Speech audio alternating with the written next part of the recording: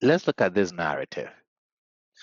Joshua spoke to YHWH on the day when YHWH delivered up the Amorites before the children of Israel, and he said in the sight of Israel, Sun, stand still upon Gibeon, and moon in the valley of Ajalon.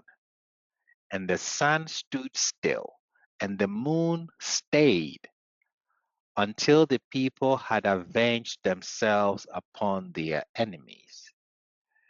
Is this not written in the book of Joshua? So the sun stood still in the midst of the heaven, and it did not hasten to go down exactly a whole day. And there was no day like that before it or after it, that YHWH hearkened to the voice of a man, for YHWH fought for Israel. Now, this phenomenon, um, if you were to explain it, let's say, I like using children because sometimes, most of the time, we try to be a little honest with children. How would you explain what just happened here? Let me make it more difficult. Remove miracle from inside. No, let me put it in. You can say it's a miracle, but then you have to explain. How would you explain this? Or how have you had this being explained?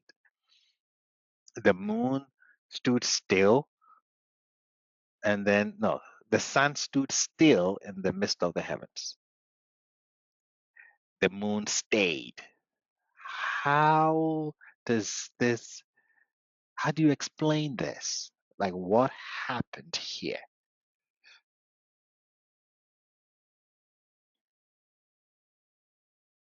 Have you tried to resolve the difficulty in the text? It's like a solstice day, like when the moon covers the sun during the day, and it's like a blackout. Okay, beautiful. So Mr. Jason always goes with these scholars. Correct. So eclipse. Okay. Uh, nice. That's how it's been resolved in the past. Correct. Well, this phenomenon of the sun standing still in Joshua 10 has long been a source of confusion for many interpreters. What we know here, what seems clear, is that the celestial bodies played an important role in the battle between um, the Israelites and these Canaanites. Let me say that, coming from the place of the text. The first thing we should know, Mr. CJ says long day of the year type situation. Correct. Would address that too. Um, one thing we should know that this is a poem or a song to begin with. To solve this, we have to start knowing that this is a poem or a song. And I do make this statement in my commentary in the book of Samuel. I was discussing a statement that Saul made. It was a song that the women sang. And in the song, I made this comment. Joshua 10, sun stand still upon Gibeon and moon in the valley of Ajalon. And the sun stood still and the moon stayed until the people had avenged themselves upon their enemies. Is this not written in the book of Joshua, which is the Torah? So the sun stood still in the midst of the heaven, and it did not hasten to go down exactly a whole day. And I said, this very outstanding phrase, and the sun stood still, and the moon stayed until the nation was able to exact vengeance from its enemy, is totally out of place because there is no enemy from whom to exact vengeance. The five kings had not yet done anything to Israel for Israel to exact vengeance. We are told that this entire story is written in the book of Joshua, and then I quote what Joshua says. Let's move to the right of the screen. There are physics and astronomical points that I am not going to touch on. I'm just looking at the phrasing, sorry. It appears that what Joshua is doing is quoting an old song or a poem in which there are variables. Okay, so we know that it's a poem or it's a song. In other words, sun, and then we fit in the location where we are, and then moon, and then we fit in the location where we are. In this case, Joshua simply plugs in the variables. Sun stands still upon, in his case, it will be Gibeon. So we plug in Gibeon, which rhymes with the valley of Ajalon, Gibeon, Ajalon. So it's a poem. That's what I want to state to solve the difficulty here. Now, like you stated in the chat,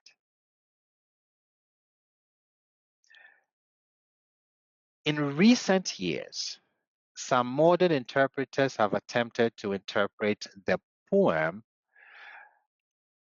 as an exaggeration, suggesting that this is merely a metaphor meant to emphasize the overwhelming magnitude of YHWH's power.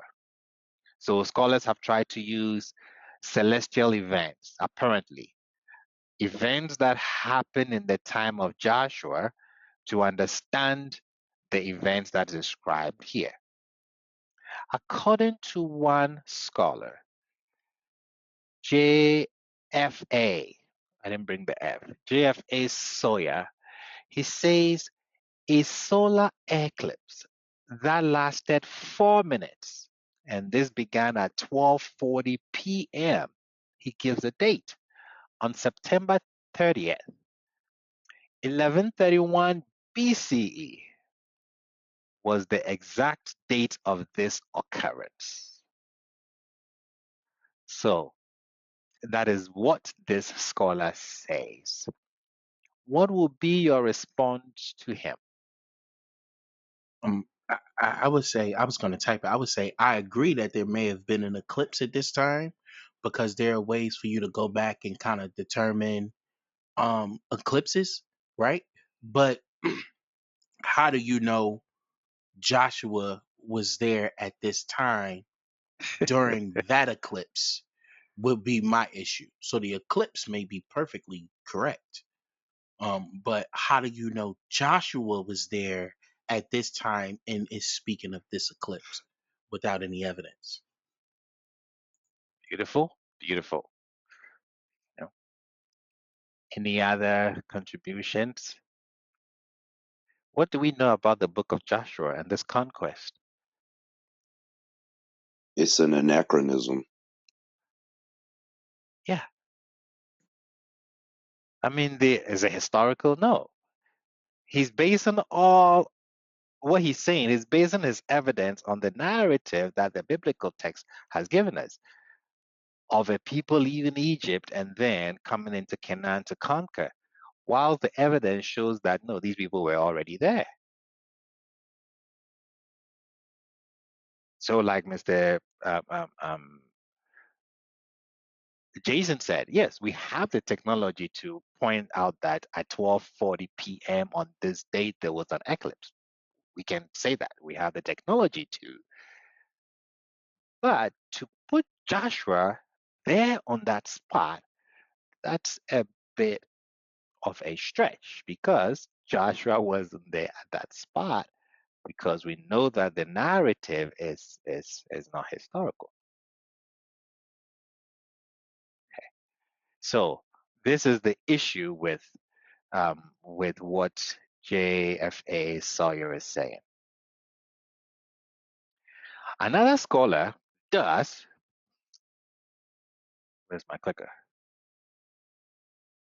He argued that the heroic song was a polemic against the cities dedicated to the sun and the moon god. So it's a polemic, it's a polemical curse against the cities dedicated to the sun and then the moon deities. Okay. So that is what is argued by this scholar.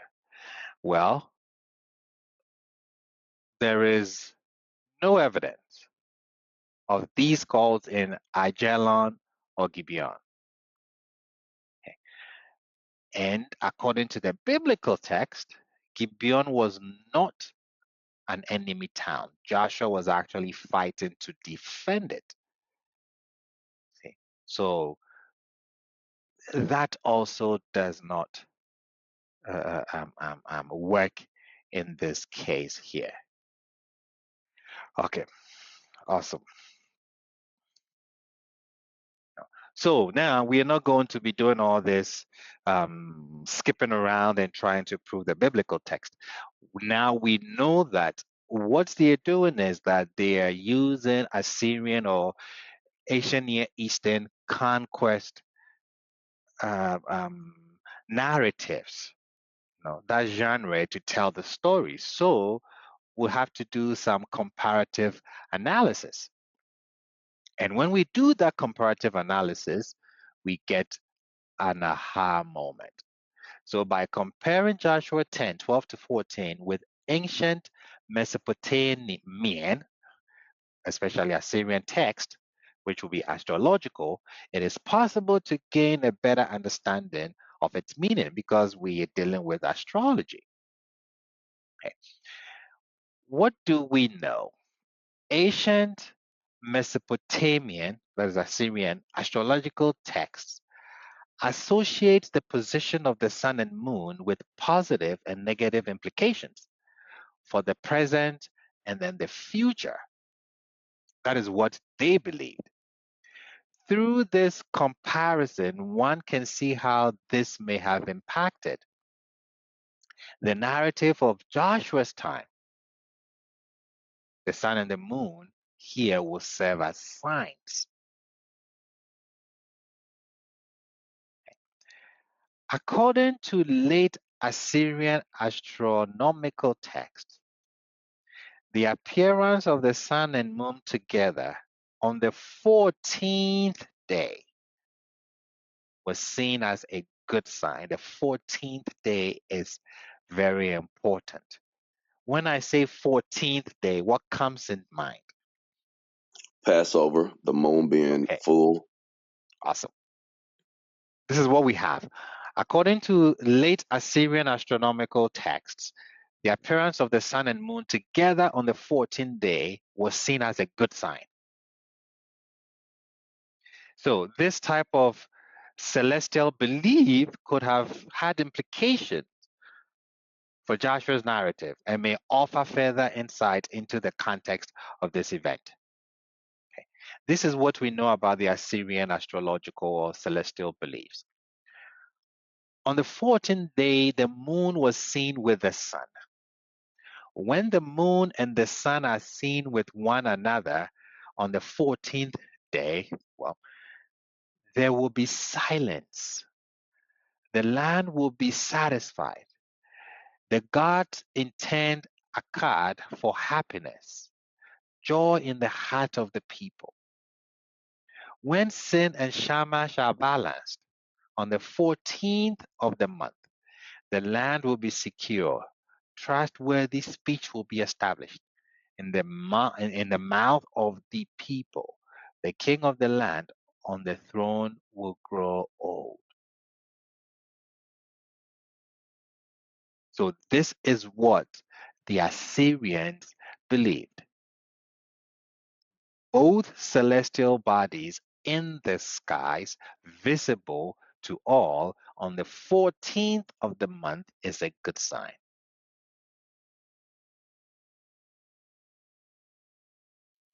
Now, they also believe that, on the other hand, an appearance of the sun with the moon on a different day was viewed as a bad omen, according to Assyrian astronomical texts. So if you do see the sun and the moon, not on the 14th, if you see it maybe on the 13th, or if you see it on the 15th, it is seen as bad for business. This is what we read from the Assyrian astrological text. The 13th day, there will be no silence. There will be unsuccessful traffic in the land. The enemy will seize on the land. And then on the 15th day, this is what is believed. When the moon and sun are seen with one another, on the 15th day, a powerful enemy will raise his weapons against the land. The enemy will destroy the gate of my city. So now, with this background, why the sun and the moon are focused upon, the passages in Joshua 10 are clarified by their context in Assyrian astronomical text. This provides a clearer understanding of the event described in the poem.